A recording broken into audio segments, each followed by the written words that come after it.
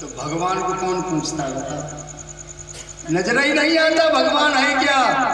भगवान तो नजर तब आता जब कोई ऐसी उलझन फंसेगा, हाय भगवान अब क्या करे, हाय भगवान। तो पहले से भगवान को समझो, पहले से वो समस्या नहीं आएगी। यदि ना समझा तो प्रारब्ध से जो तुम्हें प्राप्त हुआ है उसमें उलझे रहोगे, और अंत में जब वो फिल्म जैसा पर्दा हटता है तो कुछ नहीं रहता, तुम्हारे पास कुछ भी नहीं होगा। इसलिए उन परम पिता परमात्मा को समझो, उनकी भक्ति। तो देखिए क्या मांगा कि मुझे भक्ति चाहिए, तो शंकर जी भक्ति देते हैं। आज भक्ति प्रदान की और वहां से चल देते हैं।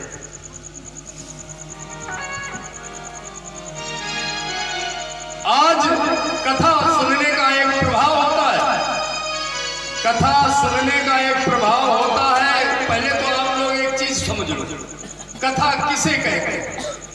देखो, एक कथा होती है, एक प्रवचन होता है, एक उपदेश होता है। ये तीनों अलग अलग है कि नहीं?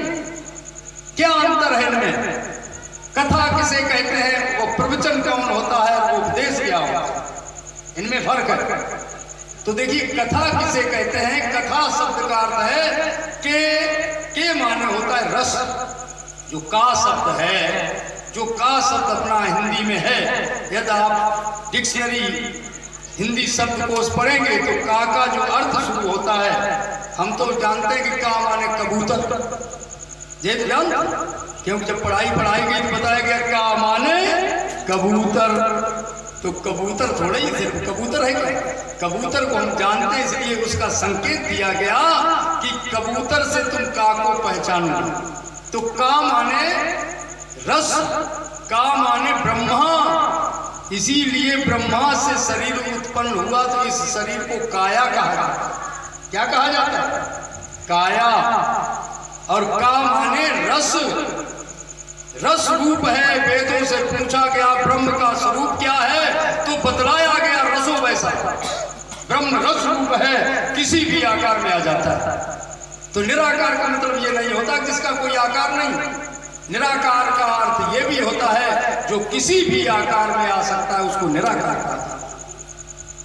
रसो वैसा, ज्यादा नहीं बोलेंगे उस विषय में, नीरसता आ जाएगी।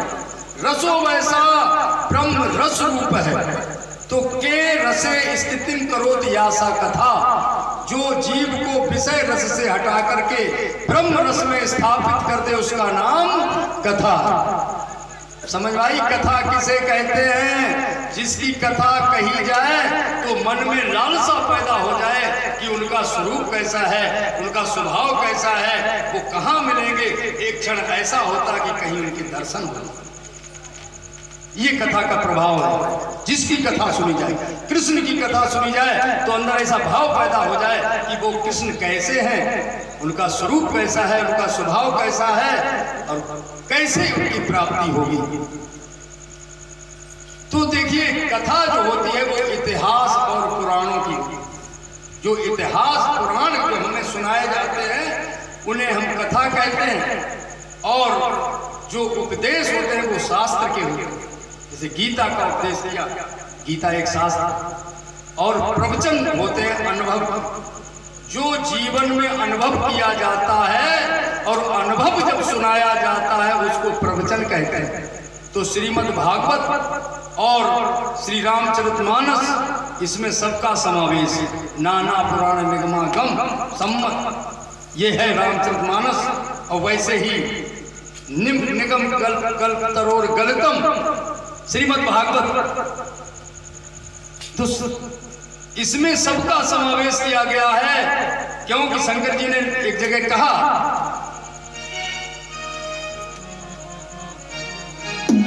कि उमा कहो मैं अनुभव अपना,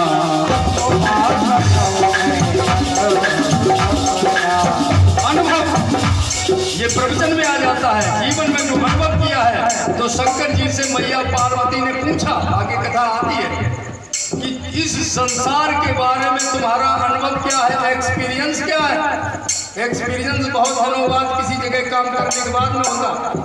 तो उन्होंने बतलाया कि अनुभव ये है कि उमा कहूँ मैं अनुभव अपना, सत हरि भजन जगत सब सपना,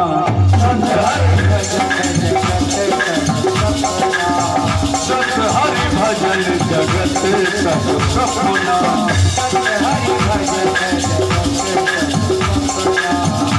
संसार ये स्वप्नवत है।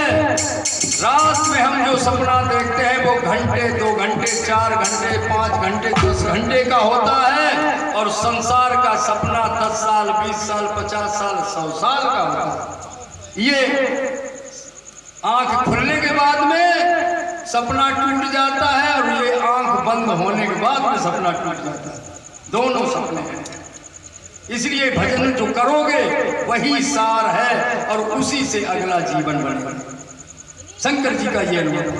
तो आज शंकर जी को ये लगा कि जिन भगवान की कथा राम जी की मैंने सुनी तो उनके दर्शन हो जाते, कि तेरे दर्शन की है आस राम मेरे, कब आओगे, तेरे दर्शन की है आस राम मेरे, कब आओगे, तेरे दर्शन की है आस राम मेरे, कब आओगे,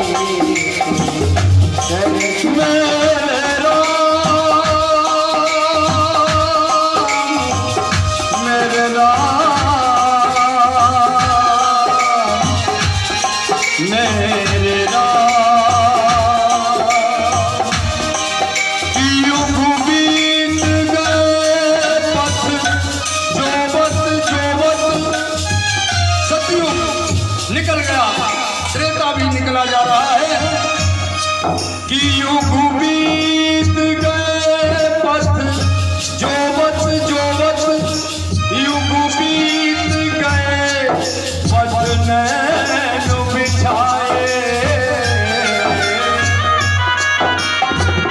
रोवत रोवत अखियां बीते,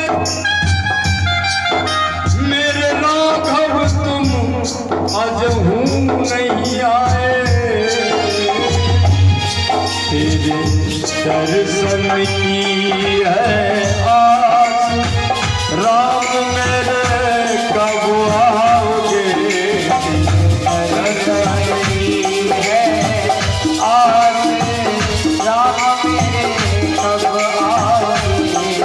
और कहा, देखिए बहुत बढ़िया बात सुनना, बड़ा गौर से ध्यान से कहा कि हम ऐसे चाहनहार नहीं, किसी को कैसे चाहा जाता, कि हम ऐसे चाहनहार नहीं, जो आज तुम्हें कल और को चाहे,